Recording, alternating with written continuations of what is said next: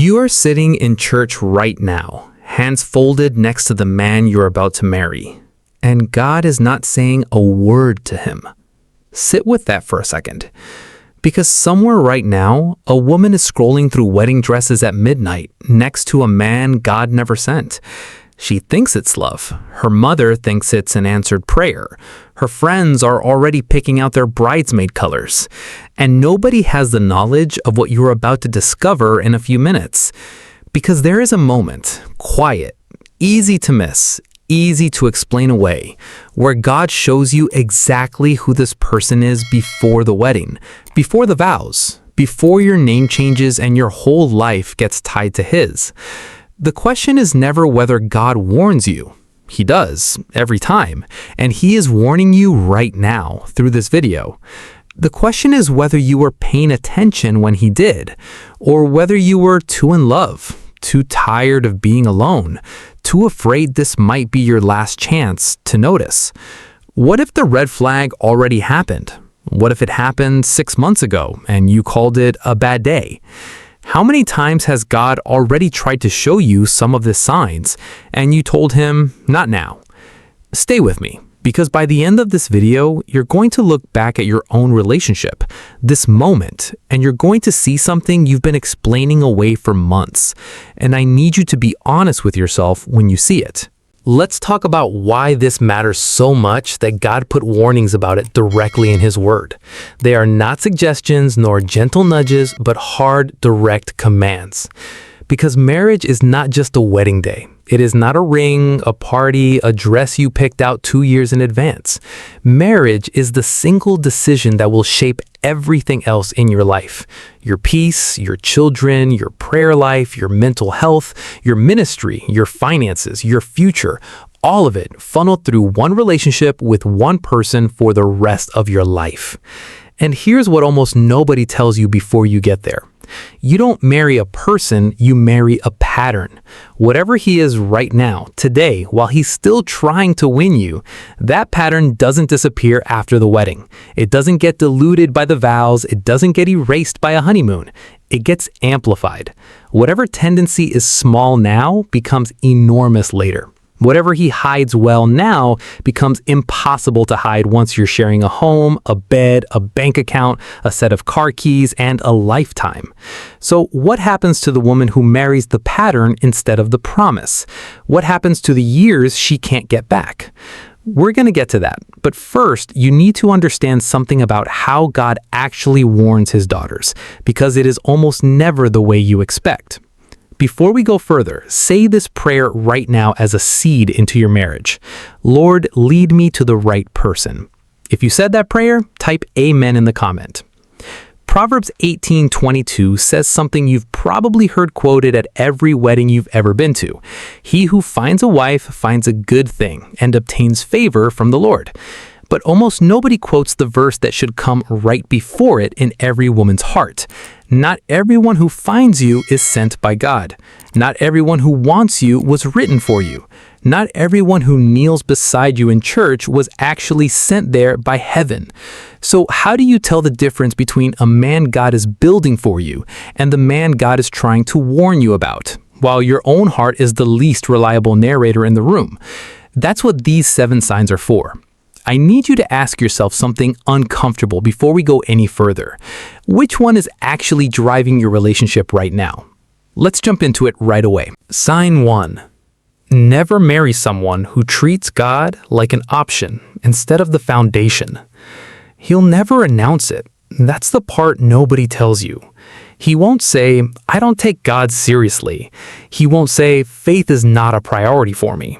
Men like this are rarely that honest, because if they were, you'd leave immediately. Instead, it shows up as a pattern of small redirections. You bring up church, and somehow the conversation moves to something else. You mention wanting to pray together, and he laughs it off. Not unkindly, just lightly, like you asked him something silly. You ask him what he believes, and he says something vague enough that you can fill in the blank yourself. I believe in God in my own way. I'm spiritual, just not religious like that. I don't need church to have faith. And here's the trap. You hear those words, and your heart, desperate for this to work, translates them into something they never said. You hear "not religious," and you translate it to "still growing." You hear "in my own way," and you translate it to "he'll come around once we're married." You hear "silence about God," and you translate it into patience, timing, a project you'll finish after the wedding. But what if he never comes around? What if the version of him you're marrying is the final version, not a rough draft? 2 Corinthians 6:14 doesn't soften this. Do not be unequally yoked with unbelievers. For what partnership has righteousness with lawlessness? Or what fellowship has light with darkness? A yoke binds two animals to walk in the exact same direction, at the exact same pace, pulling the exact same weight. If one is walking toward God and the other is walking away from Him, even slowly, even quietly, the tension doesn't stay theological. It becomes the fabric of your entire marriage. It becomes who leads prayer at the dinner table, or whether there is one. It becomes what your children are taught to believe and what they're taught to doubt. It becomes what happens in the middle of the night when the crisis comes and you need someone to kneel down with you, and instead you're kneeling alone. So let me ask you the question you've been avoiding. When was the last time he prayed with you? Not for you, not near you, with you. If you have to think that hard to answer, what does that tell you? And if the answer is never, what exactly are you hoping changes after the wedding that hasn't changed in all this time before it? Sign 2. Never marry someone who has never taken responsibility for his own actions. Watch him closely the next time something goes wrong. Not the big things. Anyone can perform accountability during a crisis everyone's watching. Watch the small things, the petty things, the moments too minor for an audience. Does he ever say the words, "I was wrong"? Not, "I'm sorry you feel that way." Not, "I guess I could have said that differently." The actual words, "I was wrong and I'm sorry, and let's fix this together." Or does something else happen instead? Does the blame slide smoothly, instantly, like it's been rehearsed onto you, onto his job, onto his childhood, onto anyone in the room except him? Because here's what almost no one tells you before the wedding. You are not marrying his best days. You are marrying his worst ones. You will face financial collapse together. You will face illness together. You will face the death of people you love together. You will face seasons where nothing goes right and everything feels like it's unraveling. And in every single one of those moments, you will need a man who can say, "I was wrong. I am sorry. How do we fix this?" If he cannot say those words now, in the easiest season of your relationship, when he's still trying to win you, what makes you think he'll find those words later, when winning you is no longer the goal? Proverbs 28:13 says, "Whoever conceals his transgressions will not prosper, but he who confesses and forsakes them will obtain mercy." Concealment is not a personality trait. It is a pattern that compounds, and you are about to sign up to live inside that pattern for the rest of your life. So ask yourself, in your relationship right now, when something goes wrong, whose fault is it? Every single time. And if it's never his, what does that actually make you? Sign 3. Never marry someone who looks at you with contempt. This one's dangerous because it hides behind humor. Contempt does not always look like screaming. It rarely does. It looks like an eye roll when you're mid-sentence, a smirk when you share something you're proud of, a joke told in front of your friends, at your expense, and when you flinch, he says you're too sensitive. It sounds like you're overreacting. It sounds like, "I was just joking, relax." It sounds like your dreams, your faith, your feelings getting quietly filed under cute instead of valid. John Gottman, the most cited marriage researcher in the world, studied thousands of couples for decades and found that contempt, more than any other single factor, predicts divorce.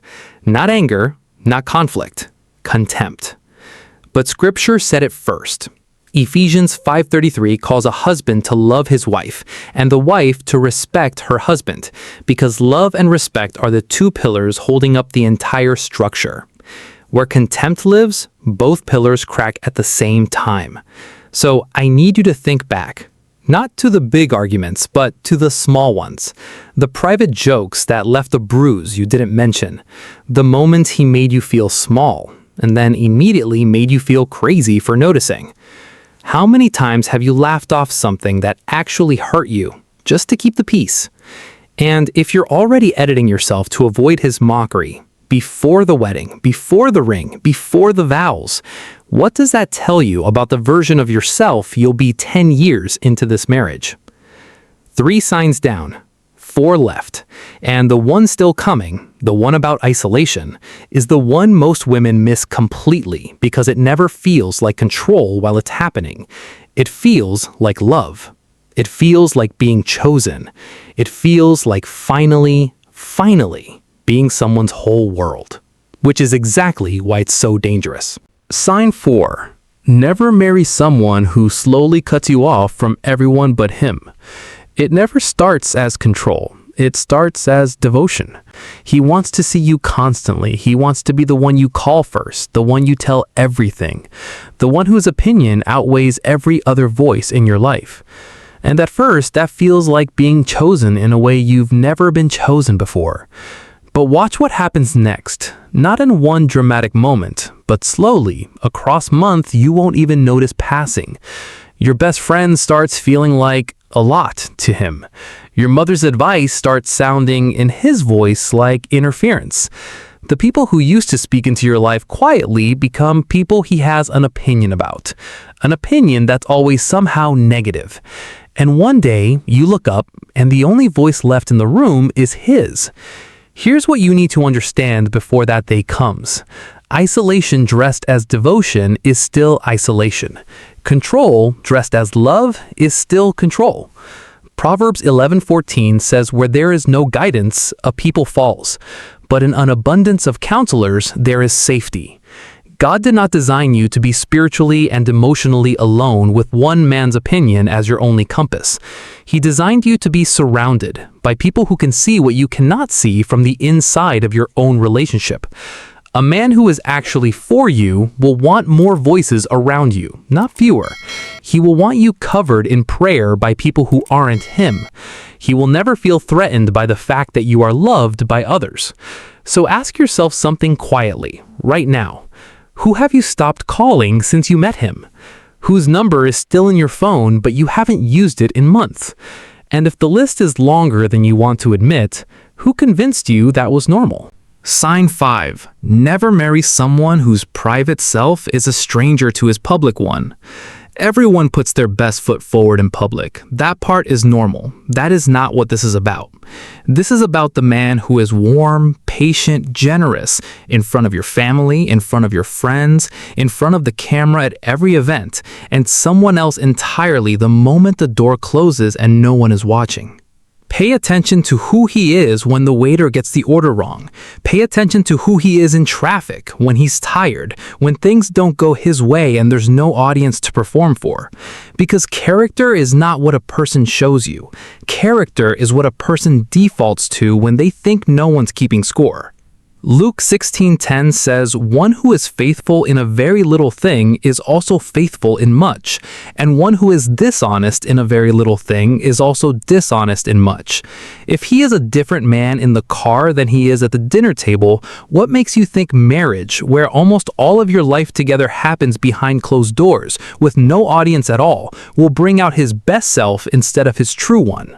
You are not marrying the man everyone else sees at the wedding. You are marrying the man who shows up when the cameras are off, when the guests have gone home, when it is just the two of you and nothing left to perform for. So which man have you actually spent the most time with? And why does that question make you uncomfortable? Sign 6. Never marry someone who refuses to grow.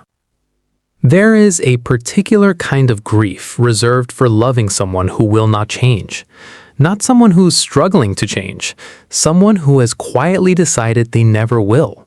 You'll recognize it in the way he responds to correction. Bring something up gently, something that hurts you, something you need him to understand. And instead of leaning in, he gets defensive. He shuts down. He makes you regret bringing it up at all, so that eventually you just stop bringing things up. Marriage is not a finished product you're signing up to receive. It is a lifelong process of becoming, spiritually, emotionally, in character, and it requires two people who are both still willing to be shaped. Philippians 1 verse 6 says, "I am sure of this, that he who began a good work in you will bring it to completion at the day of Jesus Christ." God is still working, still refining, still building. But he works with willing hearts. If the man in front of you has no openness to correction, no hunger for prayer, no willingness to be told the truth by anyone, you are not looking at a man God is still shaping. You are looking at a man who has already closed the door on being shaped at all. So tell me honestly, the last time you tried to lovingly correct him, what happened? Did he receive it? Or did he make you pay for saying it? And if it's the second one, how many more truths are you planning to swallow to keep this peace? Sign 7. Never marry someone who does not take your calling seriously. This is the one that costs women the most, and it is the one almost nobody warns you about. God did not just assign you a husband, he assigned you a purpose, a calling that exists whether or not you ever marry at all. And the man you marry will either become the person who protects that calling or the person who slowly, quietly talks you out of it. Some men will never say it outright. They'll never say, "Stop serving, stop pursuing what God put in you." Instead, it will sound like sighing every time you leave for ministry. It will sound like resentment dressed as concern. It will sound like your calling being treated as a hobby he's tolerating instead of a calling he's standing behind. Amos 3:3 asks a piercing question.